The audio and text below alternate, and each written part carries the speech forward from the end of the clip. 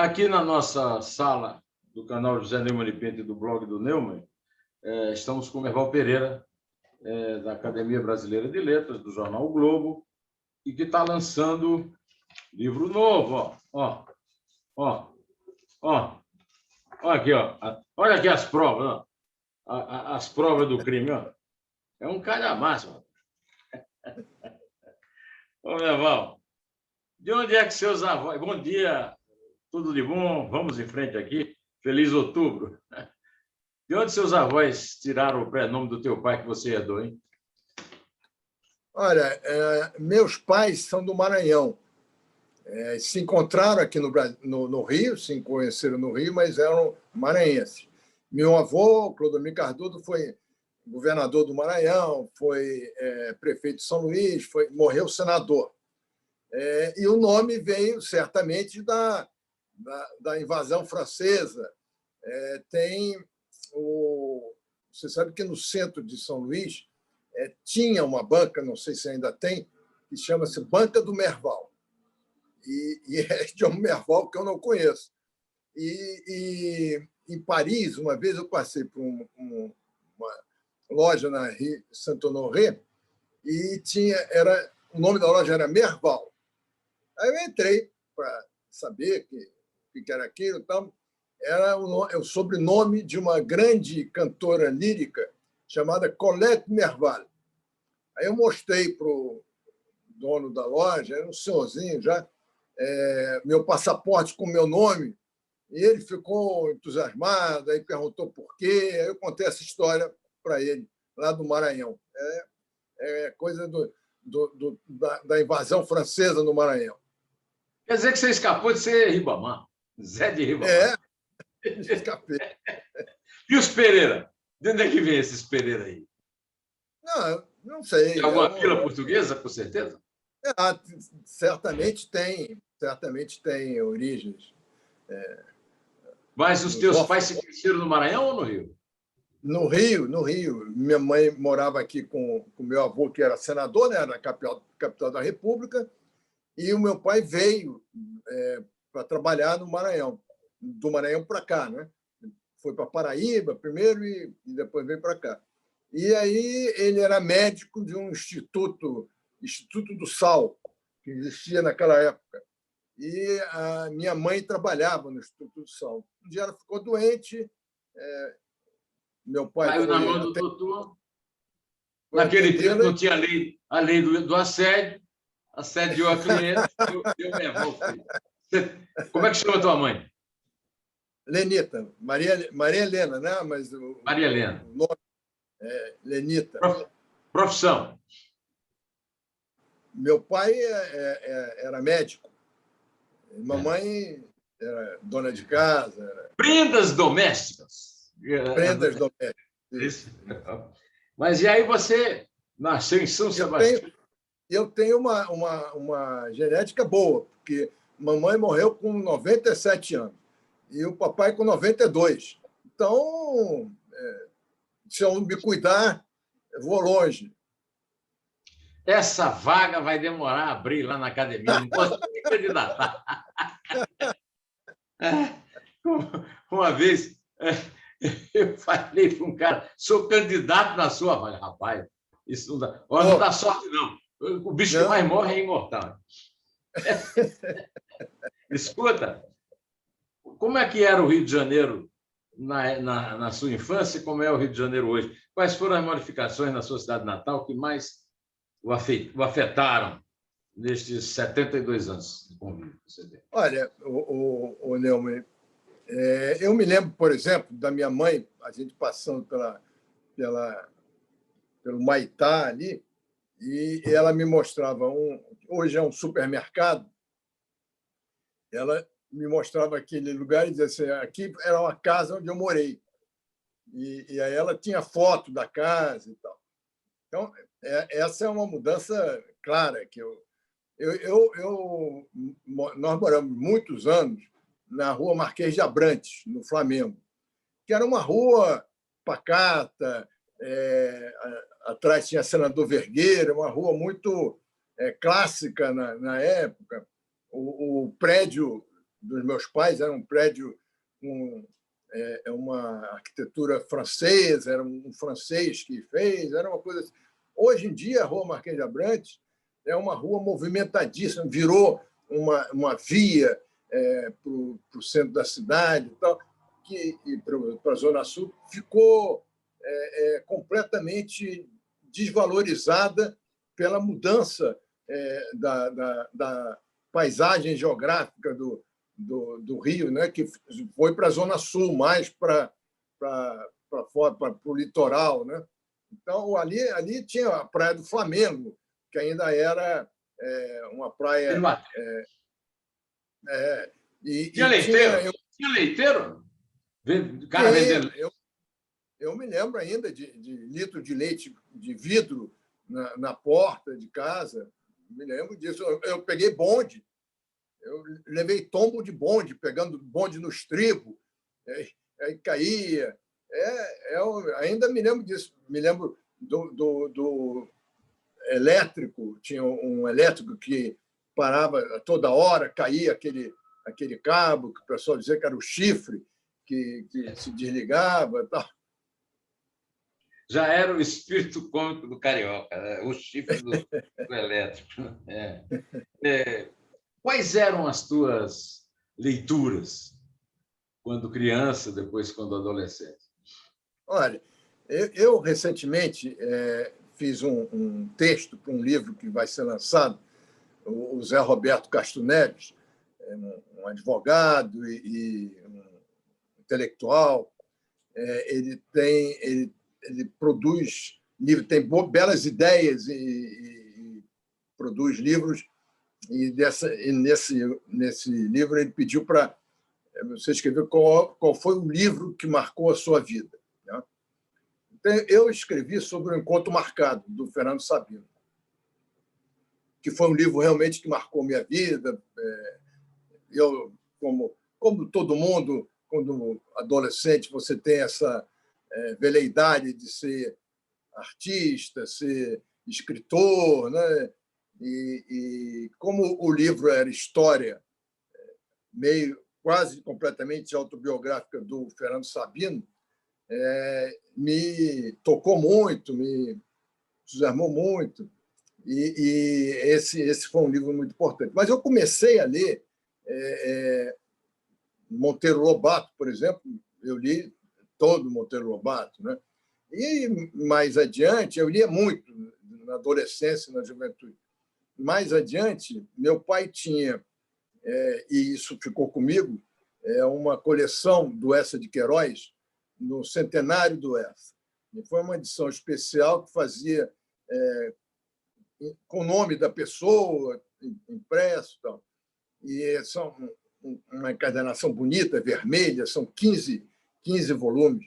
Li todo Eça. E li, inclusive, escondido da minha mãe, que era católica fervorosa, O Crime do Padre Amaro, que era uma coisa ainda proibida, né, pela Igreja, ou pelo menos para os católicos mais ortodoxos. Né? Eu li O Crime do Padre Amaro nas férias, porque eu estudava no seminário. Eu li O Crime do Padre Amaro e a carne, meu irmão, de Júlio Ribeiro. Meu irmão. Eu li a carne e ia para o banheiro, se tinha necessidade de ir ao banheiro, fazer alguma coisa. Escuta. Mas então, Heróis do cinema, do gibi, você tem, não?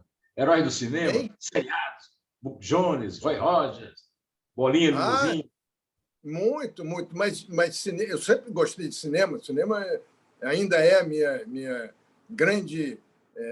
não é nem diversão, porque às vezes a diversão é mesmo para pensar, né? Para encarar a realidade da vida, pensar sobre a vida. Mas eu me lembro que, na minha juventude, morava na Marquês de Abrantes e na Rua Paissandu tinha o Cine Paissandu, que era grande... isso. Lá na Marquês de Abrantes, você, da geração Paissandu, via tudo que foi filme. Godard, todo mundo.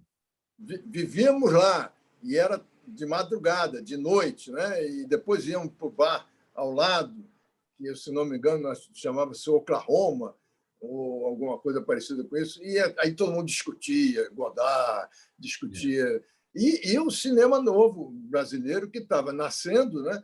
E todo mundo estava lá naquelas sessões. Eu me lembro, para você ter uma ideia, o Bruno Barreto, que hoje é um grande diretor.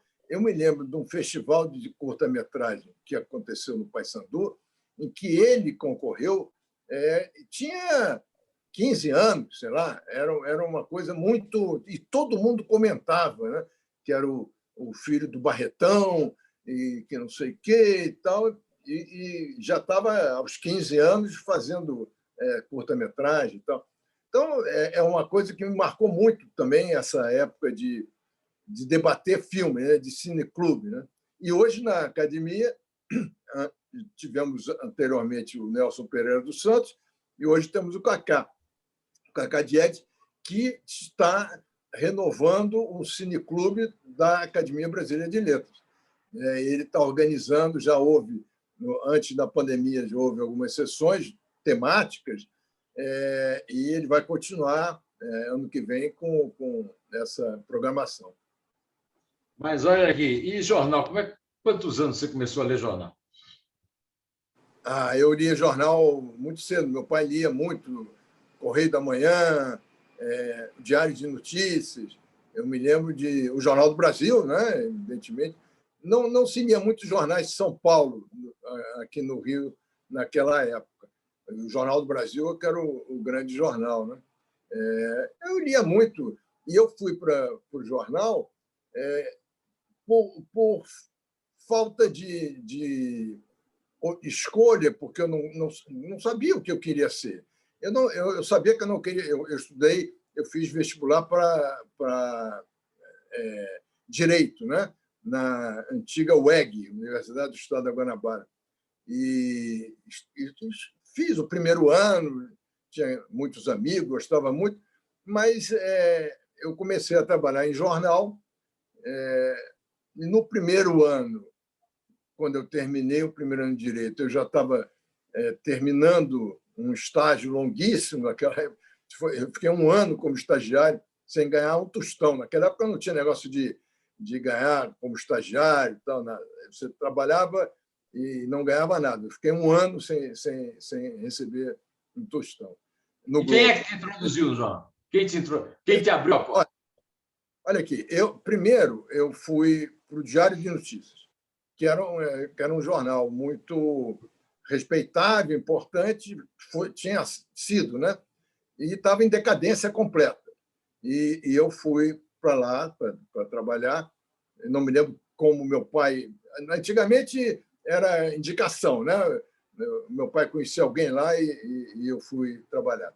Mas eu saí 6 meses depois, porque eu descobri que o meu editor não recebia salário há anos e que ele vivia de vender anúncio.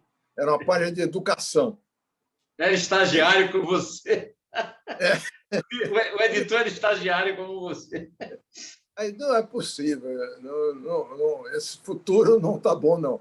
E eu me lembro, Lima, que tinha no Diário de Notícias uma cantina no subsolo, que você descia por aquelas escadas de ferro, aquelas caracol, né?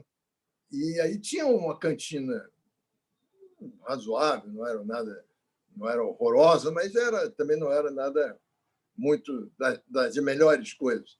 Mas toda noite eu via uma mesa com velhos jornalistas ali tomando média com pão e manteiga, conversando e tal, e eles penduravam a média porque não recebiam salário, então não pagavam. A cantina fechou.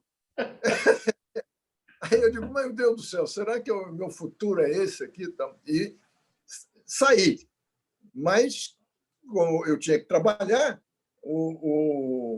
acabei indo para o Globo. Meu pai era amigo do Dr. Roberto, do Dr. Rogério, e conseguiu uma vaga de estagiário lá para mim. O diretor... Quer dizer que você começou pelo Globo. Eu pensei que você tinha começado no Jornal do Brasil, onde nós nos cruzamos. Não. Comecei no Globo. Quer dizer, Diário de Notícias, né? Um pouco depois no Globo. E o diretor de redação do Globo naquela época era o Moacir Padilha, irmão do Tarcísio Padilha, grande filósofo e meu companheiro na Academia Brasileira de Letras, até recentemente, morreu recentemente, infelizmente.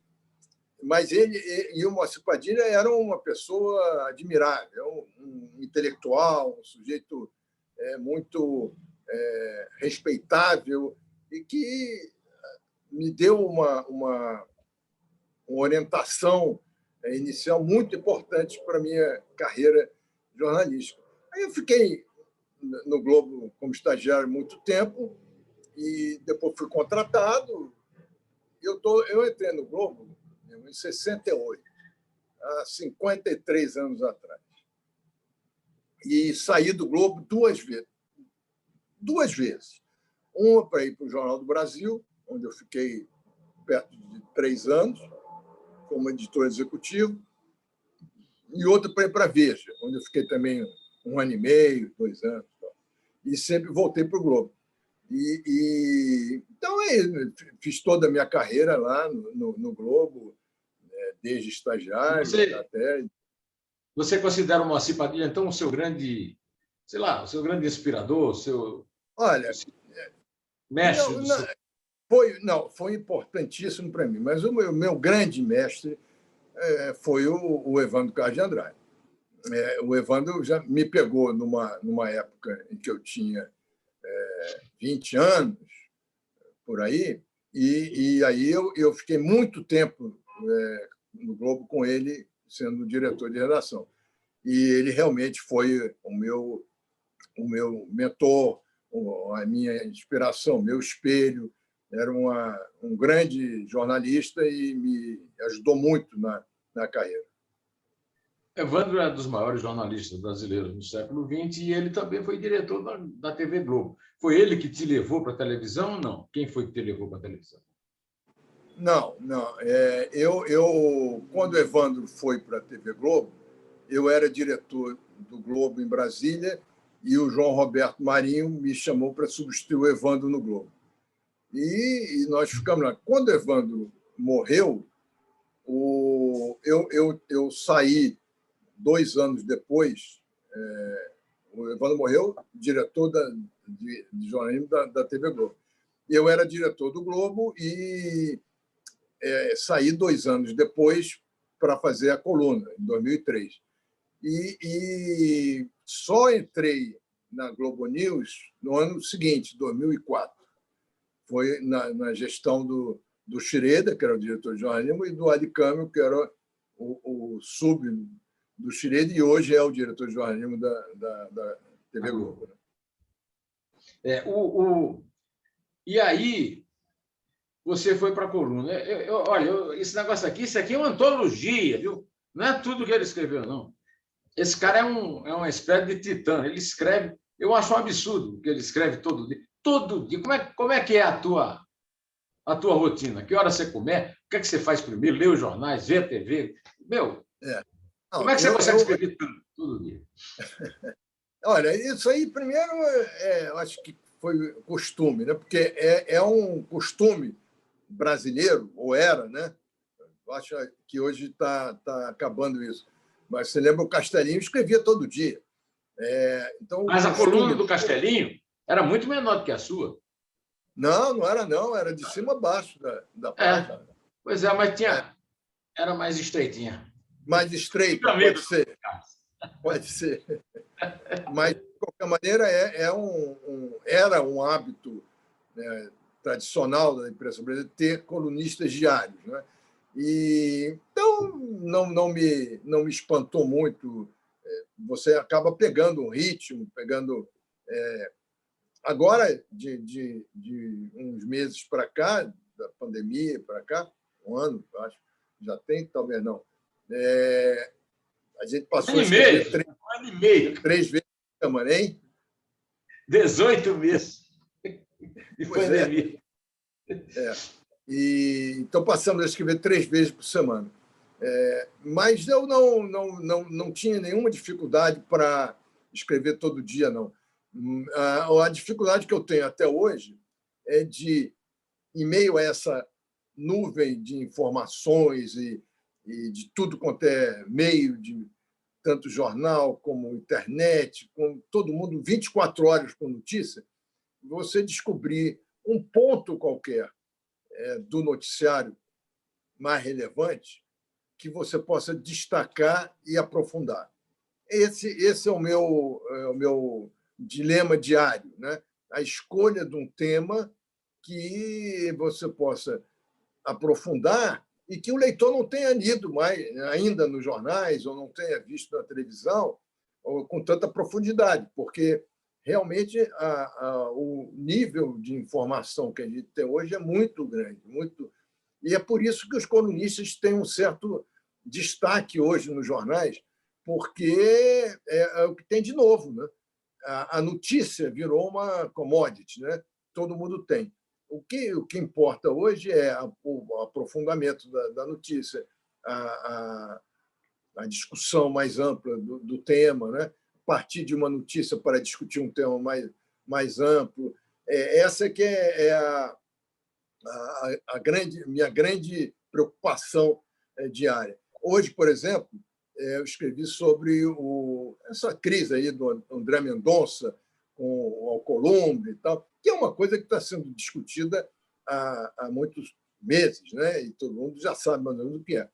Aí eu peguei uma parte que é o que aconteceu nos Estados Unidos entre democratas e republicanos, que na disputa por indicação ao Supremo, e peguei esse caso para falar do caso brasileiro, as diferenças do caso brasileiro. Porque nos Estados Unidos, você tem um regime no Congresso bipartidário e bastante marcado, conservadores e moderados, né?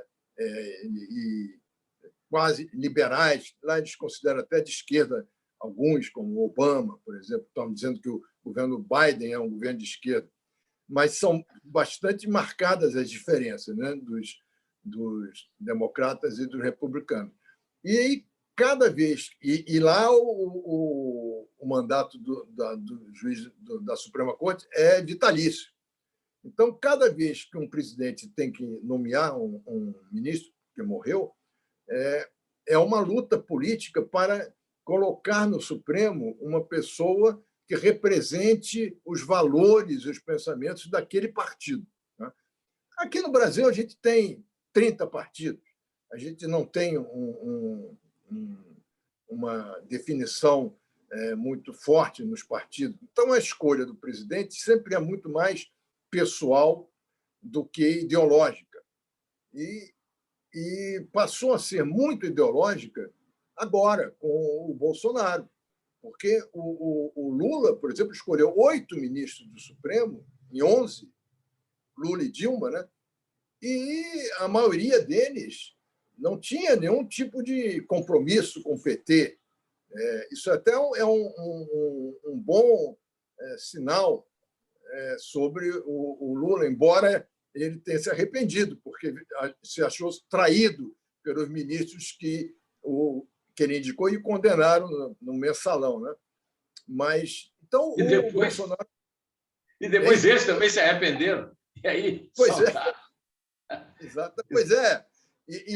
Mas o mais interessante aí é que quem comandou a soltura foi o Gilmar Mendes, que foi indicado pelo Fernando Henrique. Né? Para soltar Tucano. E aí está soltando também o aliado. Mas, olha, você está... Eu escrevi uma coisa, não me lembro mais, num livro aí da Associação dos Anunciantes, da ABA, lembrando que a função essa tua função é uma função complicada e me lembra aquela do Pinheiro Machado, né? Pinheiro Machado saindo do hotel, um bando de estudantes xingando, e ele disse para o motorista: não vá tão ligeiro que pareça covardia, nem tão devagar que pareça provocação. Não é bem isso, mas é uma coisa semelhante. Você tem que ter proximidade para obter informação, mas essa proximidade não pode viciar essa informação.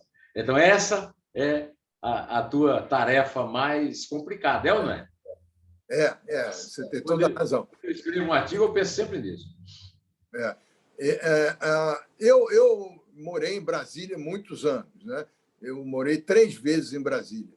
E uma vez morei 10 anos seguidos, logo no início, no governo Geisel. Tem uma filha que nasceu em Brasília e mora em Brasília até hoje. Então,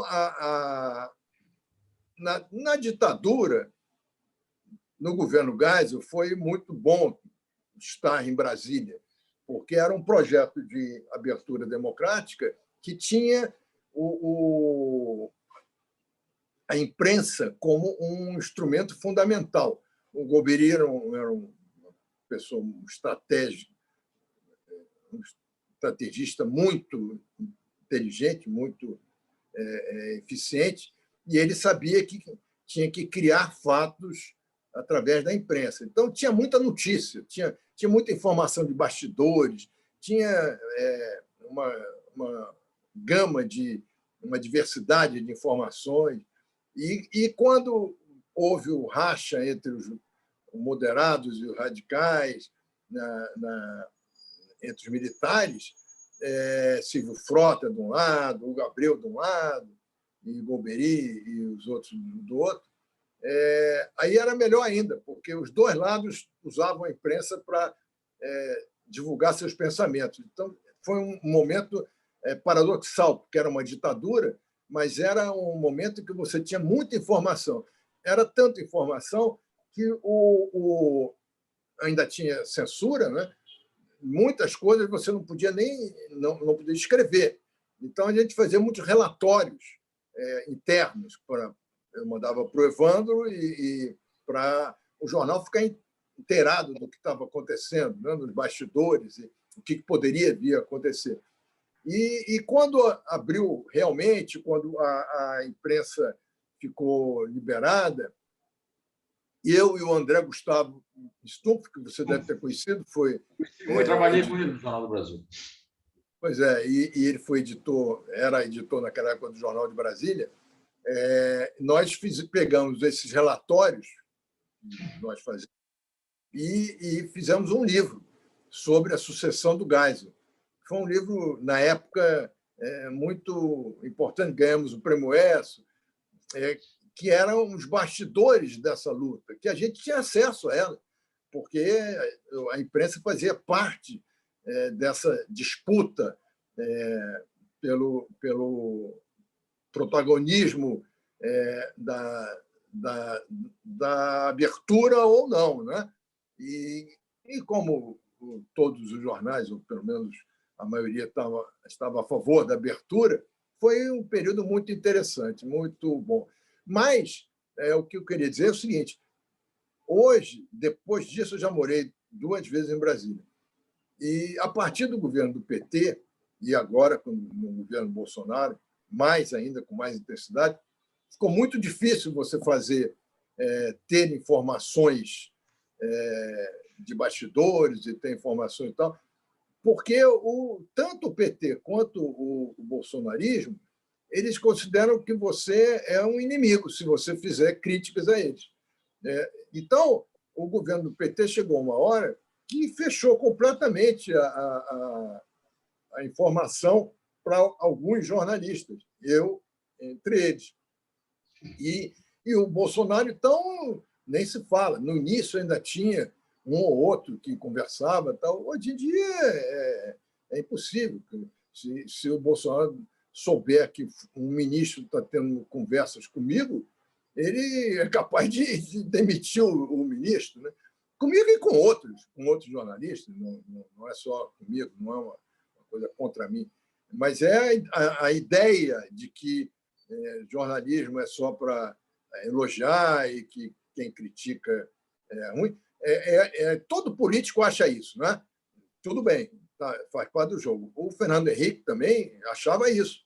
Só que ele tinha uma compreensão da democracia muito boa, muito grande. Então, se você pegar o diário dele, em várias ocasiões ele critica jornalistas e faz críticas e faz comentários, mas nunca comentários deselegantes, nunca comentários autoritários, nada. Ele não gostava quando criticavam ele e se defendia. mas se defendia no diário.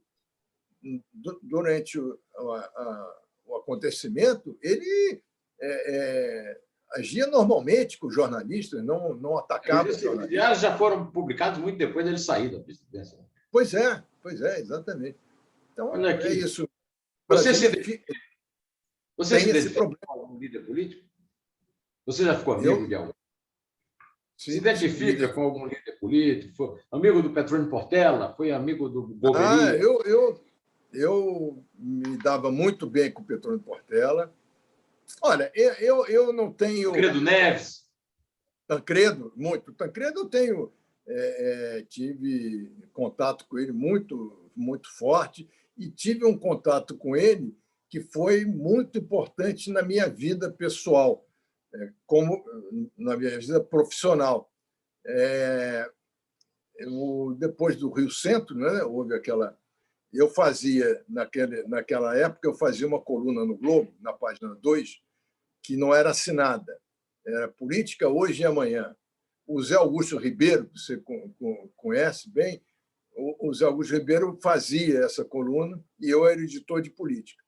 E, por um período, o Zé Augusto não pôde viajar, porque ele viajava toda semana para Brasília. E ficou no meu lugar na editoria política e eu fui fazer essa coluna e viajava toda semana para Brasília. Terça, vida de deputado. Viajava terça, voltava quinta. E depois do Rio Centro, na terça-feira, depois do Rio Centro, eu estava indo para Brasília e sentei ao lado do Tancredo. E fomos conversando, a situação estava muito grave, muito tensa. E tal. E ele, conversando comigo, disse de uma maneira muito casual, assim, pô, corajoso o governador Chagas Freitas, hein? O relatório da polícia mostra que tinha uma segunda bomba no Puma. Tal. Isso vai ser muito ruim para o Exército, está tentando dizer que foi um atentado terrorista. E seguiu conversa, mudou de assunto, seguiu a conversa. Aí, chegando em Brasília, eu liguei para o Milton Coelho, da Graça, que era o editor-chefe do Globo. Sou Milton, tem uma história espetacular aqui, o Tancredo me disse isso, assim. Ele disse, pô, que espetáculo, isso é a manchete do jornal, volta lá para pegar mais detalhes. O Milton, eu conversei com ele não mudou de assunto, vai lá. Aí eu fui lá no Senado, estava ele, o gabinete cheio de gente, né, que estavam fervendo, e eu consegui uma hora puxar ele para um canto e falei com ele, ô, senador, o senhor não tem mais detalhes daquela segunda bomba no Puma? Aí ele olhou para mim assim, você também ouviu falar disso, meu filho? Aí botou a mão no meu ombro e saiu. Ele contou isso, meu filho. Escuta, e o Tancredo estava envolvido diretamente. Quem socorreu o capitão e o sargento foi a neta, a filha dele, a Andréa. Exato. A neta dele, né? A neta dele. Quer dizer, ele confirmou e não quis falar mais alguma coisa. Foi manchete do jornal, foi muito boa. Mas ele era assim, era um político formidável. O Tade Ramalho era uma figura espetacular, né? Muita gente. Conheci um nível, doutor Ulisses Guimarães, eu conheci um nível político, você também, que era outro patamar, né? Como diz... Como diria o Bruno Henrique. Eu convivi muito com o André, com o Thales e a Helena, e com o Tancredo. O Tancredo vinha para São Paulo, a gente ia jantar, Roberto Guzmão, Mauro Guimarães, ele e eu, num restaurante chamado Four Seasons, do Hotel Otom, ali na Praça do Patriarca. Conversamos muito. O Roberto Guzmão é outro. O Roberto Guzmão foi outro grande político, chefe do gabinete civil do Sarney, né? Do Tancredo, mas com o Sarney. Grande articulador da candidatura do Tancredo aqui. Mas aí, você está no jornalismo, aí, de repente, morreu meu querido amigo, doutor Moacir Sclia, grande escritor, né? Você resolveu ocupar a cadeira 31 da academia, né? Na sucessão do Moacir, né? Como é que foi essa tua candidatura? Como é que você resolveu se lançar? Como é Olha, que articulou? eu estava escrevendo. Se eu continuasse diretor de jornalismo do Globo, eu certamente não teria chegado à academia, porque eu não escrevia. A gente, como diretor, a gente escreve pouco, né? Mas, a partir de 2003, quando eu comecei a fazer a coluna, eu comecei a retomar contatos e tal. E na Academia Brasileira de Letras, eu tinha muitos conhecidos, muitos. A começar pelo Marco Vilaça, que era o presidente, que eu conheço desde do governo Geisel mesmo, onde ele começou a vida política dele sendo presidente daquele CDS, lembra? Conselho de Desenvolvimento Social. E tal. Então, eu conheci o Vilaça há anos, conheci o Sarney desde sempre. A minha família é muito ligada à família do Sarney. Eu conhecia o Arnaldo Nisquier, conhecia o Tarcísio Padilha, por causa do Moacir. Eu conhecia muita gente, muita gente. E Murilinho. muito. Já conhecia o Hein? Murilinho? Murilo Neto. Murilinho, claro, claro. E muitos eu conhecia como entrevistados. Na coluna, eu costumo ouvir especialistas em assuntos para embasar as teses e tal. Então, Zé Murilo de Carvalho, conhecia muito. O Afonsinho Arinos, conhecia muito. Então, vários também tinham. Nélida Pion era minha amiga, é minha amiga, continua minha amiga. Então, de vez em quando, eu ia na academia ver os seminários. A academia até hoje tem uma programação cultural muito intensa e com grandes seminários, debatendo os assuntos da atualidade, não só literários, mas políticos e culturais, de maneira geral. Então, eu frequentava a academia para esses seminários e porque tinha muitos amigos lá e tal. E nunca tinha me pensado em ser candidato. Mas o Moacir Sclia, por exemplo, eu conhecia lá na academia, numa solenidade que tinha em homenagem ao Zé Murilo. O Zé Murilo estava ganhando alguma condecoração, alguma coisa, não me lembro. E eu fui, e o Moacir Sclia estava lá e veio falar comigo. E foi muito gentil, mostrou que lia minhas colunas. E nós passamos a conversar muito sempre que ele vinha ao Rio. E aí um dia o Portela, o Eduardo Portela, que era um acadêmico de peso na academia, naquela ocasião, falou assim: vem cá, você nunca pensou em entrar para a academia, não? Olha, eu nunca pensei, mas é claro que é uma honra, né? Ele disse: então pensa aí, porque se quiser, eu sou seu cabo eleitoral. Aí eu comecei a pensar que era uma coisa viável. E pela tradição da academia, que sempre teve grandes jornalistas, né? Castelinho é um exemplo, muito ligado à minha pessoa, né? Pela função que eu exercia, que eu exerço, e que ele exercia. Então, eu comecei a pensar, comecei a conversar. O Cândido Mendes, eu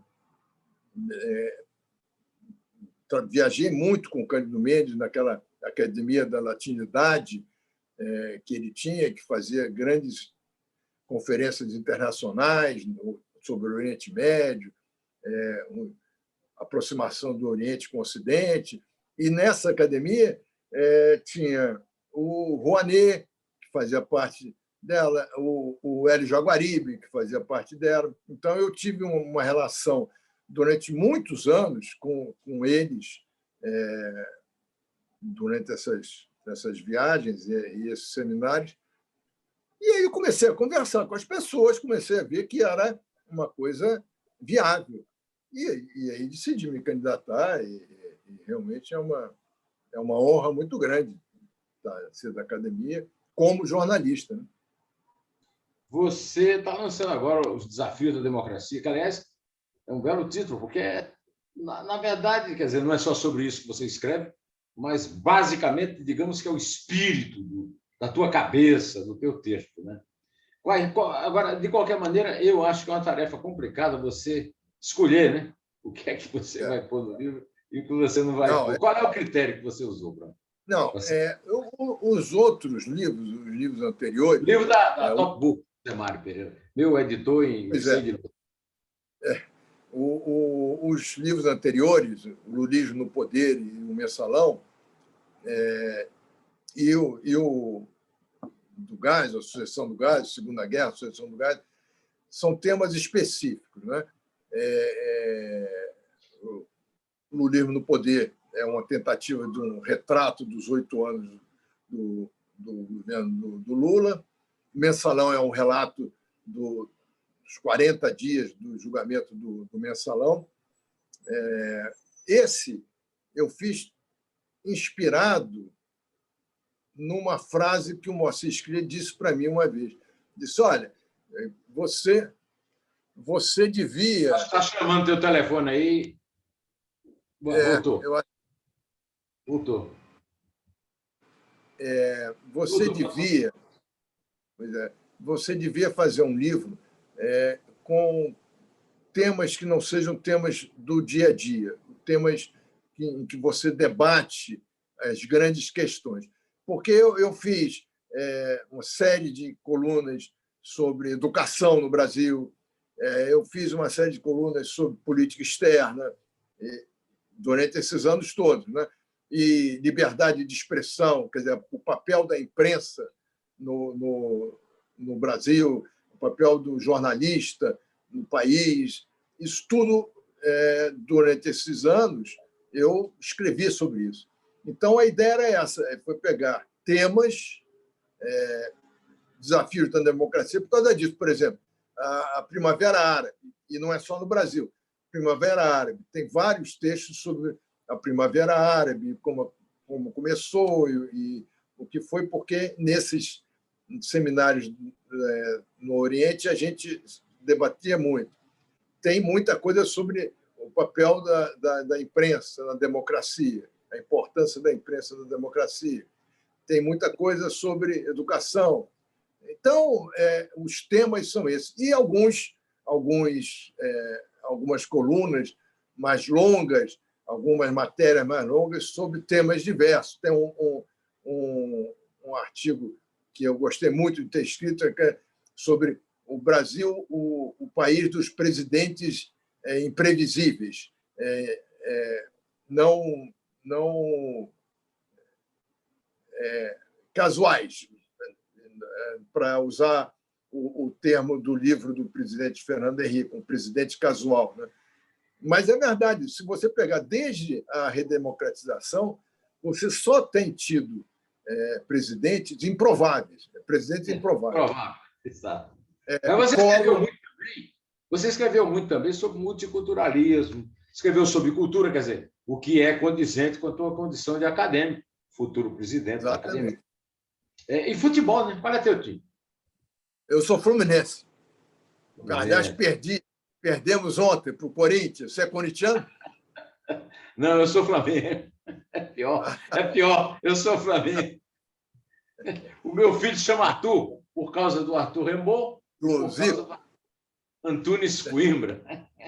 Meu ídolo. Agora, o ídolo do papai era o Dido, o meu era o Gerson. Depois do Gerson, o Zico. Você gostaria de ter escrito mais sobre cultura, sobre futebol, sobre multiculturalismo? Não, eu gosto. Como é?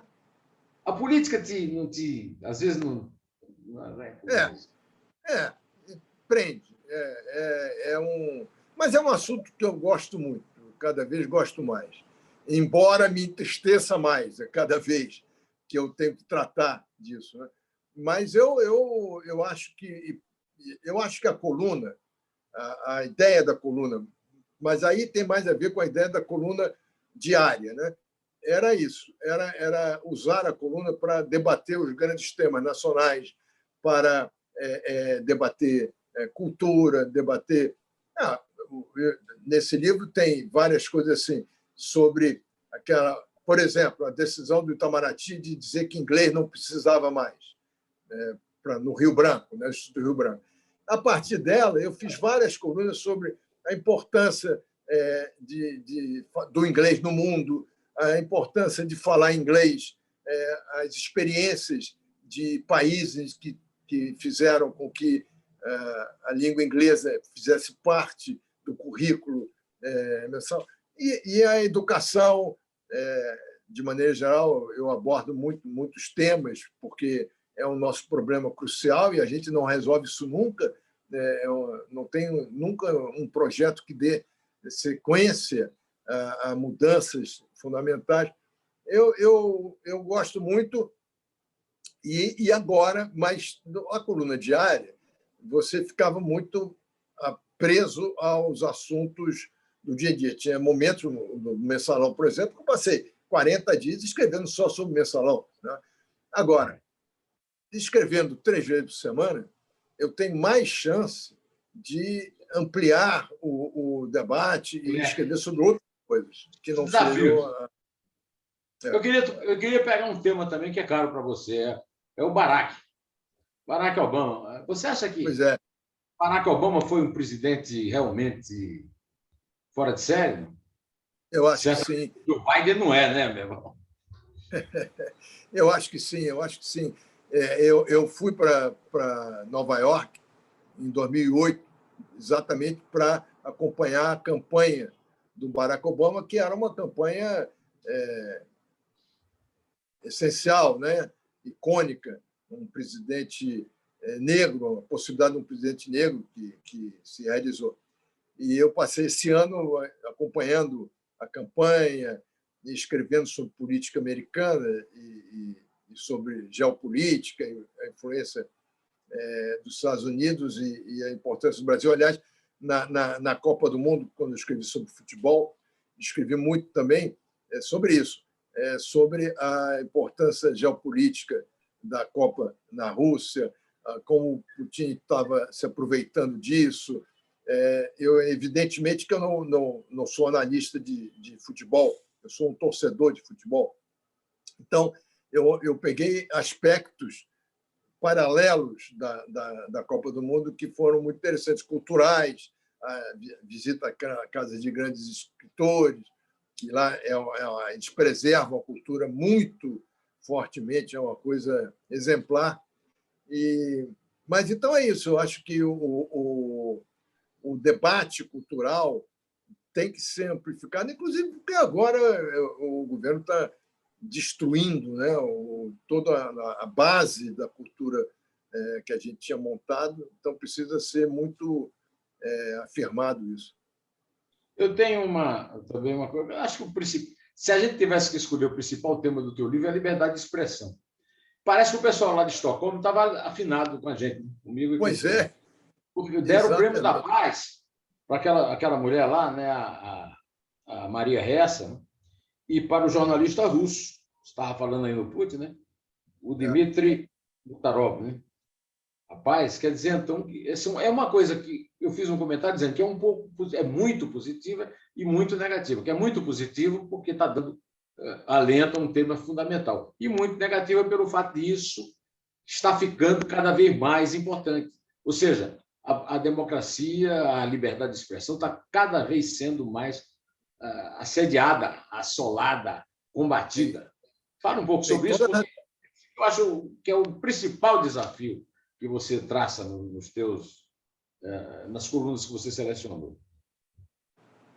É isso mesmo, você tem toda a razão.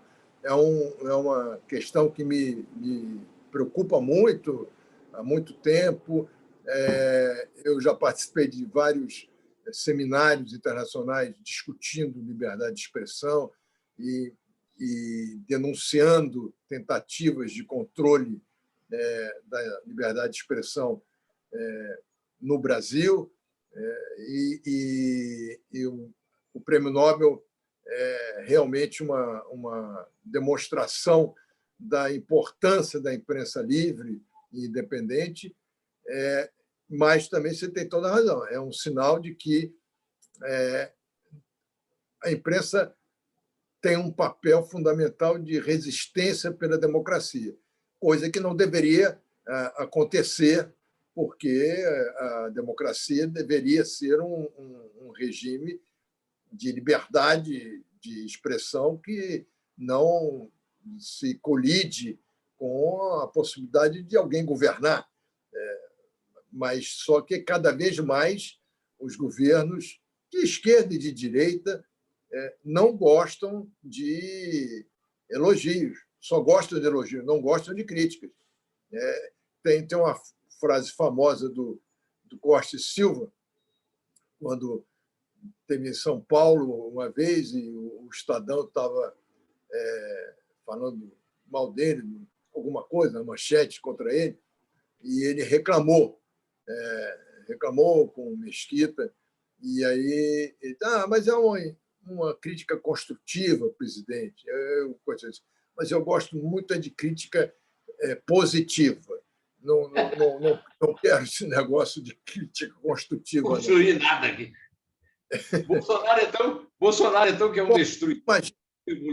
Esse quer fechar, quer acabar. Escuta, agora, não quer... seu amigo, meu amigo, Miguel Reale Júnior, quando eu ganhei um prêmio na academia, o prêmio senador Zé Hermílio, o velho Reale, de quem eu era muito fã, me prestigiou, foi lá. O Marco Vilaça, que me saudou, você citou aí o Marco. E aí o Miguel Reale Júnior, que eu também já entrevistei aqui, no Neumann Entrevista, disse que o Bolsonaro é doido, então precisa passar por um ajuntamento. Eu discordo, porque eu acho que isso aí é um atenuante. Eu acho que o Bolsonaro eu tenho dito assim, o Bolsonaro não sabe contar até um. Então, ele é um estúpido absoluto, né? Eu não chamo ele de burro, porque eu convivi muito com jumento na minha infância. O jumento é um animal útil. O jumento transportou a Sagrada Família para o Egito.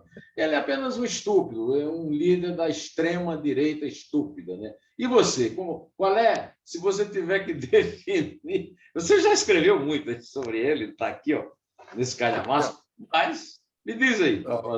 O Neumann, eu fico espantado a cada dia que passa como foi possível o Brasil chegar a esse ponto de eleger o Bolsonaro presidente da República. E como a gente conseguiu aguentá-lo durante esse tempo todo e sem perspectiva de impeachment, embora com motivos excessivos, né? Então, a pior coisa que já aconteceu no Brasil desde que eu me entendo como gente. Você pode ter críticas a vários governos. Agora, esse não é um governo. Isso é um estado de demência coletiva, uma coisa absurda. Você não tem um ministro, um assessor importante do governo que seja equilibrado, que seja normal, porque não é possível conviver com uma pessoa dessa, com um governo desse, sendo normal. Não pode. É inaceitável uma coisa dessa. É uma coisa completamente fora de qualquer parâmetro de bom senso, de civilidade. O nosso país regrediu civilizatoriamente muitos anos nesses 3 anos de governo, 2 anos e meio de governo Bolsonaro. É uma regressão, talvez seja o principal problema brasileiro, é a regressão como um país civilizado do Ocidente. Volta à caverna. A volta à caverna. É inacreditável, é inacreditável. Nós somos um país de terceiro mundo, em desenvolvimento, mas nós tínhamos até então, um projeto de país que era um país do mundo ocidental, capitalista, e que precisava ter o seu lado social aguçado. Por isso, a social-democracia, eu acho que, para a nossa sociedade, é o melhor caminho. E você teve vários presidentes nessa, até mesmo Lula, que ia mais para a esquerda, tal, mas era um presidente. Não é desculpável o que ele fez no Mensalão, que é uma distorção da democracia, de compra de apoio, mas ele estava dentro do mundo ocidental, ele estava dentro do mundo de que o Brasil faz parte. Nós hoje somos um país pária, nós temos o Duterte como companheiro, né? Do Bolsonaro. É uma coisa inacreditável. Lukashenko. Pois é uma coisa inacreditável, é inacreditável, realmente. Agora, em dezembro, você vai ser eleito presidente da academia. O melhor exemplo de presidente da academia é o Astrogésio. Você conheceu o Astrogésio? Você considera o Astrogésio um exemplo como presidente da academia? Como é que você vai encarar essa missão nesta hora? Neumann, primeiro eu não quero falar com o possível presidente da academia, porque isso ainda é uma coisa a ser decidida. Tem votação, não há uma definição, os 40 membros, nós temos hoje 35 membros, 33 membros, tudo bem. Que decidem. Não se antecipe, porque tem que ser votado e aprovado por todo mundo.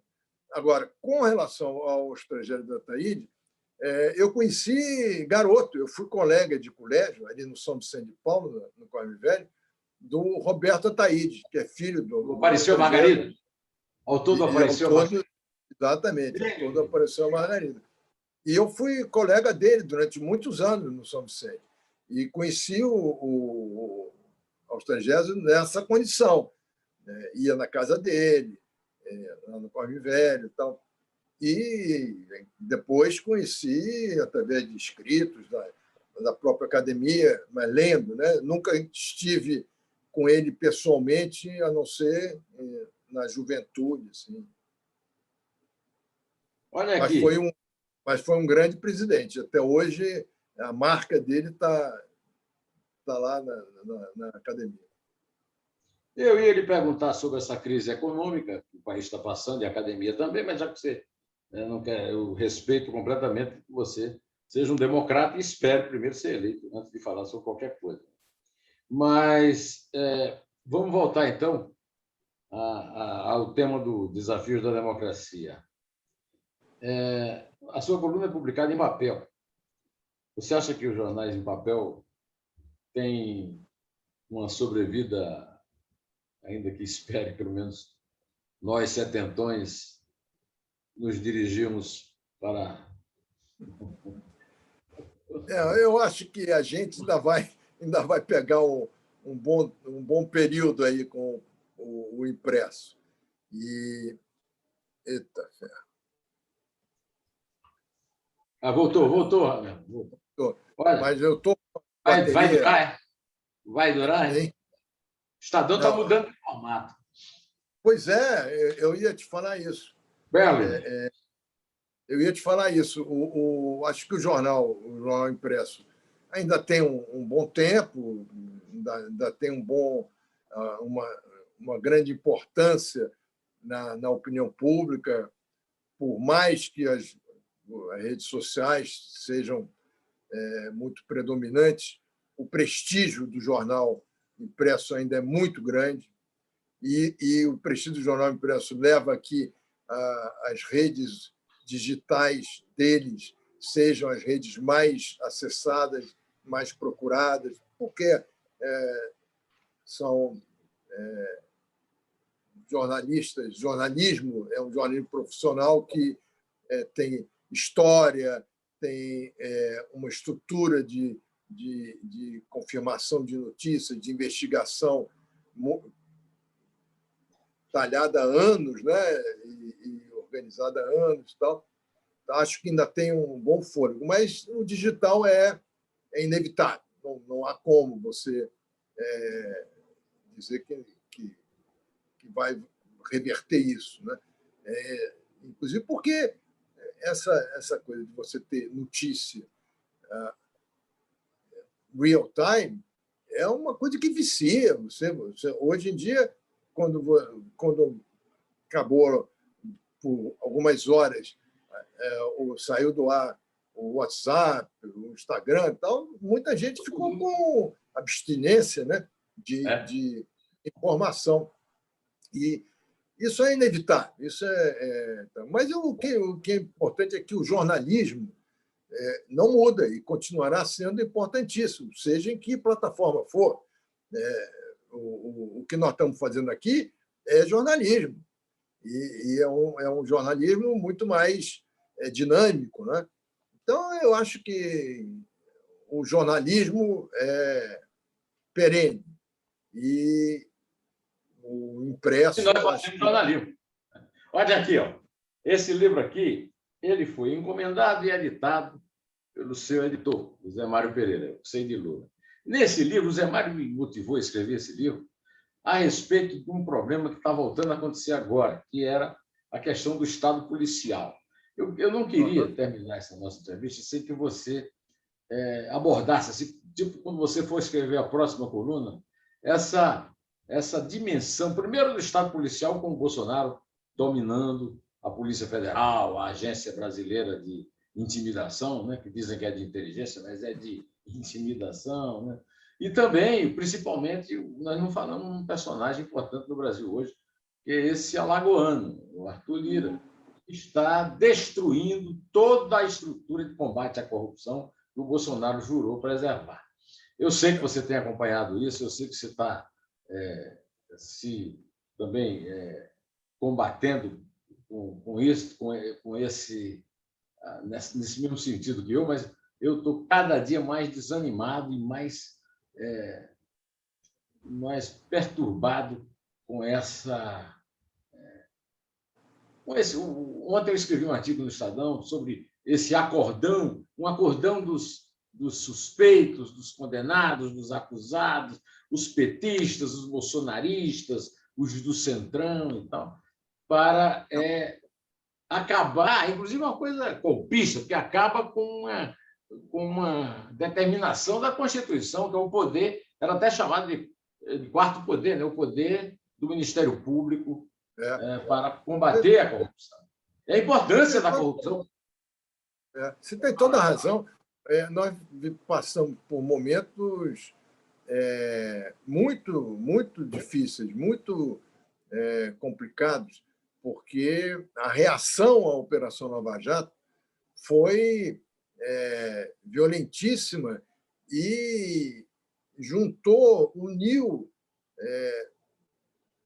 todas as tendências.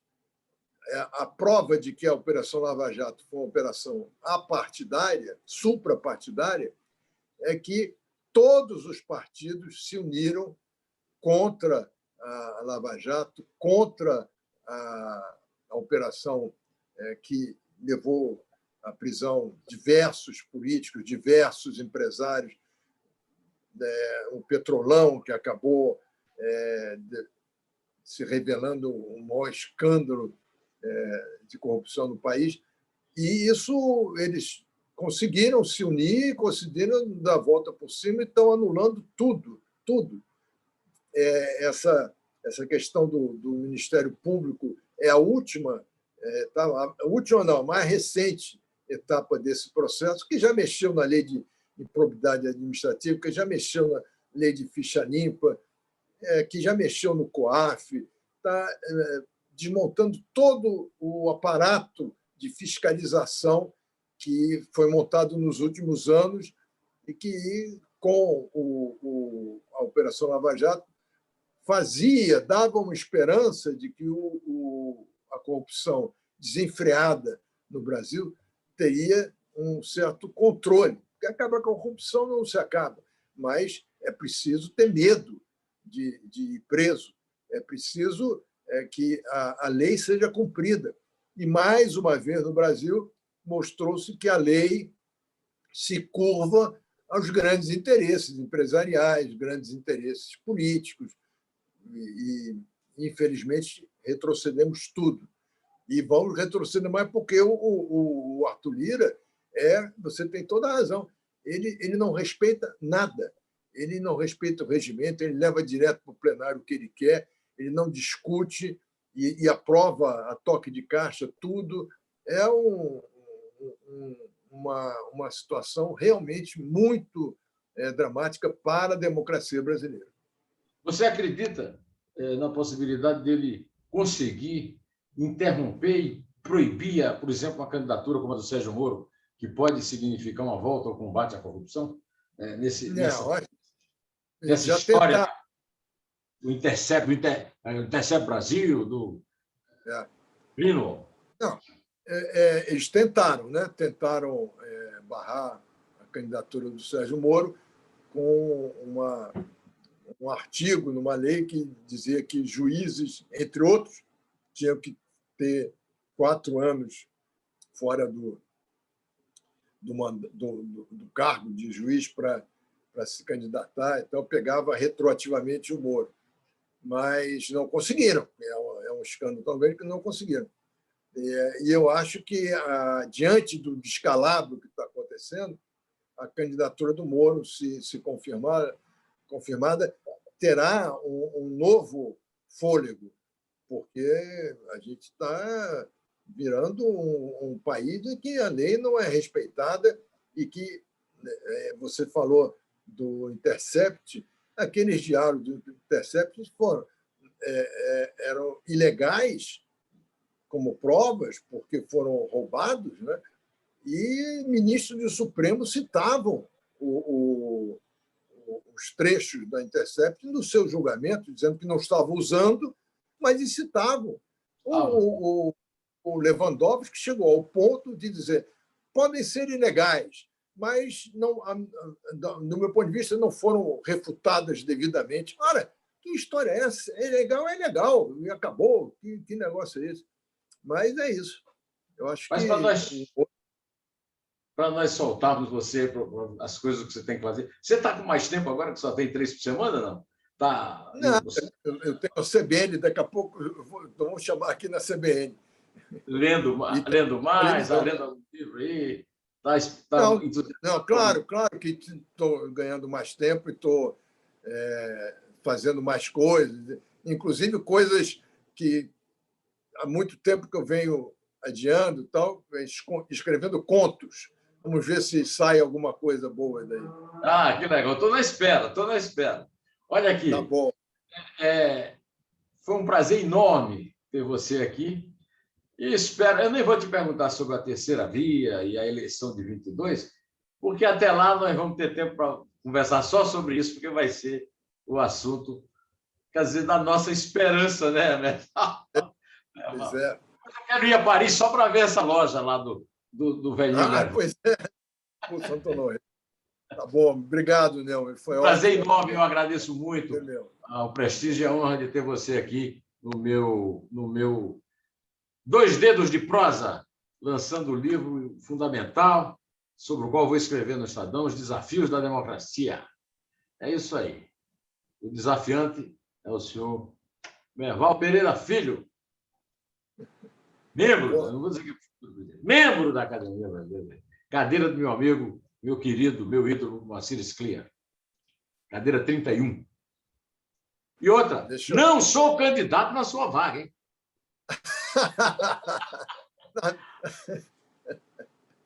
Tchau, meu irmão.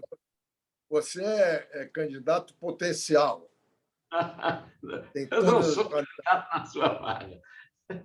Depois eu lhe conto essa história. Tá abraço. Um abraço. Tchau.